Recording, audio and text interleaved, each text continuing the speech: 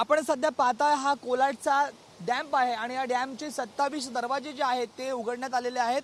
आपण पाहतोय खबरदारीचा उपाय म्हणून प्रशासनाच्या वतीने 27 दरवाजे जे आहेत तर ते उघडण्यात आलेले आहेत। रायगड जिल्ह्याला प्रशासनाच्या वतीने 2 दिवसीय रेड अलर्ट जारी करण्यात आलेला आहे आणि त्यातच धरण जे आहे ते पूर्ण क्षमतेने भरलं आहे आणि त्याच कारणास्तव या धरणाचे 27 दरवाजे जे आहेत ते उघडण्यात आलेले आहेत। या धरणाचं पाणी थेट जाऊन नागुटण्याच्या आंबा नदीला व रोहातील कुंडलिका नदीला जाऊन मिळतं आणि त्याच कारणास्तव नदीकाठच्या सर्व नागरिकांनी सतर्क राहण्याचं आवाहन देखील प्रशासनाच्या वतीने करण्यात आलेलं आहे।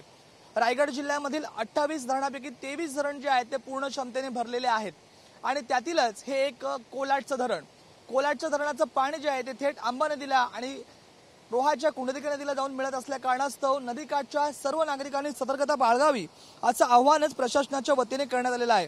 आपण सध्या पाहताय हे कोलाडचं धरण आहे, सध्या पूर्ण क्षमतेने प्रवाहित झालेलं आहे आणि त्याच कारणास्तव खबरदारीचा उपाय म्हणून धरणाचे 27 दरवाजे जे आहेत ते उघडण्यात आलेले आहेत।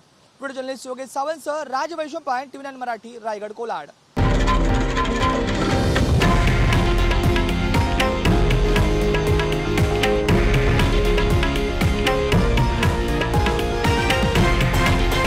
हे आहे देशातील नंबर 1 न्यूज नेटवर्क आणि आपण पाहत आहात TV9 मराठी, एकमेव।